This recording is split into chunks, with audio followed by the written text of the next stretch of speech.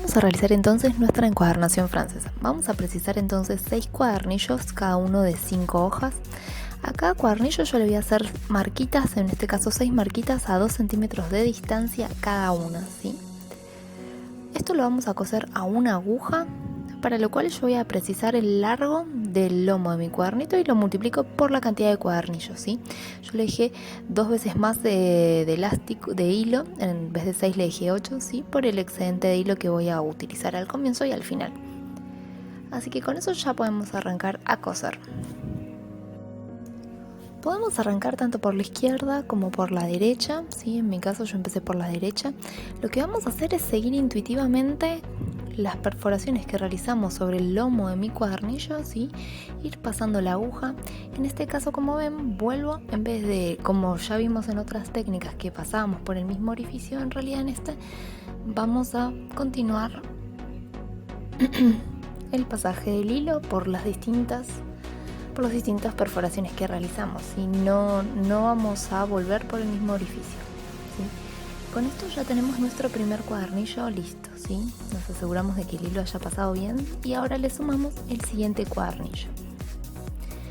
Es bastante sencilla esta técnica, así que van a poder aprovecharla bastante bien, ¿sí? Vamos a hacer lo mismo que hacemos en las encuadernaciones que vimos, que subimos en línea recta, nos desplazamos al siguiente orificio y acá es donde tenemos que prestar atención, que es cómo vamos a unir el cuadernillo número 2 con el 1. ¿Sí? Vamos a pasar nuestra aguja por debajo del hilo del segundo cuadernillo, que nos quedó ese hilo en el lomo, ¿sí? Una vez que pasamos por debajo de ese hilo, pasamos a lo que sería el orificio siguiente, ¿sí? La perforación siguiente.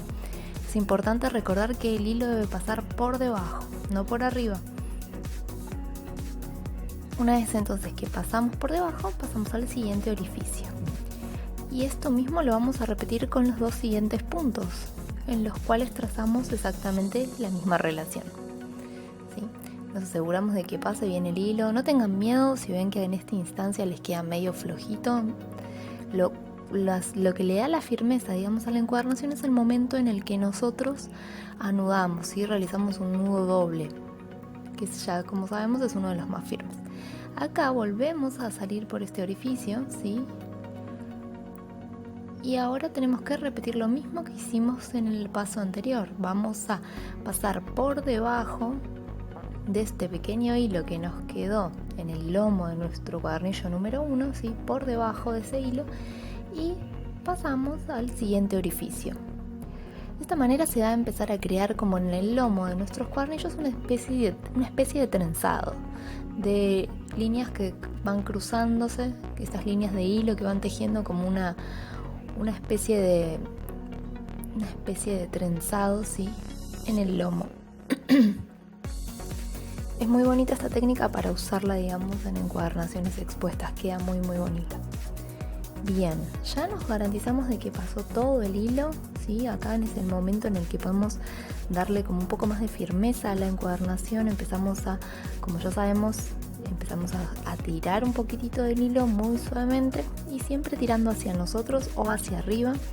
Cuando ya nos aseguramos de que la encuadernación quedó bien sujeta, en este caso yo puse una plegadera como para ayudarme a trabajar con libertad con las dos manos, ¿sí? Y acá realizamos un nudo doble, que es el que nos va a dar la firmeza para cerrar esta unión entre estos dos puntos en primera instancia, ¿no? Estos dos cuadernillos. Recordemos la importancia de siempre trabajar con números pares de cuadernillos. De esta manera nos garantizamos como mucha más tranquilidad, digamos, para el acabado de la encuadernación. Sumamos un tercer cuadernillo y acá vamos a repetir lo mismo que realizamos con el 2, ¿sí? Recordemos que subimos de la misma manera que subimos en cualquiera de las técnicas que vimos, ¿sí? En línea recta. Acá volvemos a pasar por debajo de nuestro del hilo del segundo cuadernillo, por debajo. Esto es importantísimo, ¿sí? Y pasamos al siguiente orificio que realizamos, ¿sí? Ahora la siguiente puntada nos queda por dentro y vuelve a salir el hilo. Y en este caso, como vemos, nos queda el hilo listo para pasar por debajo del hilo del cuadernillo número 2.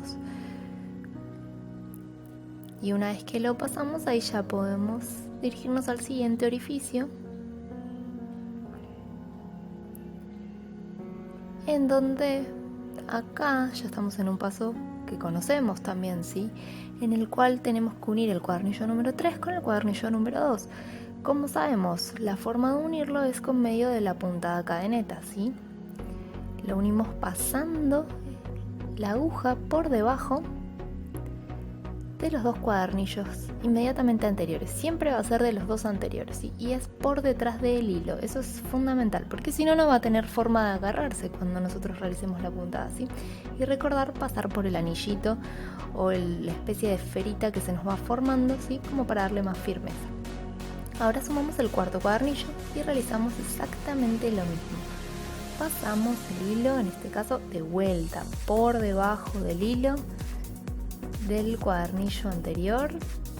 Van a ver quizás que se complica un poco visualizar cuáles son, pero con mucha atención y mucha paciencia tienen que poder verlos mientras lo van cosiendo, ¿sí? Vamos pasándolos de la siguiente manera. Es muy sencilla esta técnica, se usa mucho para encuadernación expuesta bastante, se está poniendo bastante de moda, así que lo lindo es eso de que le pueden dar un uso, además de no solamente darle como un uso distinto, sino también a trabajar con más firmeza, ¿sí? Porque el utilizar esta técnica nos permite también introducir el uso de hilos que quizás nos hacen trabajar con mayor facilidad que estos tipos de hilos, ya sean de algodón, de lino, de poliéster, con los cuales quizás la encuadernación no termina resultando tan firme, ¿sí? Es de las encuadernaciones también que tienen un uso como más que nada para cuadernos de tipo más bien pocas hojas, ¿sí? Como mucho podríamos utilizarlo para 80 hojas. Y me refiero también a gramajes de la índole que vamos manejando, más o menos entre 65 o 90 gramos, ¿sí?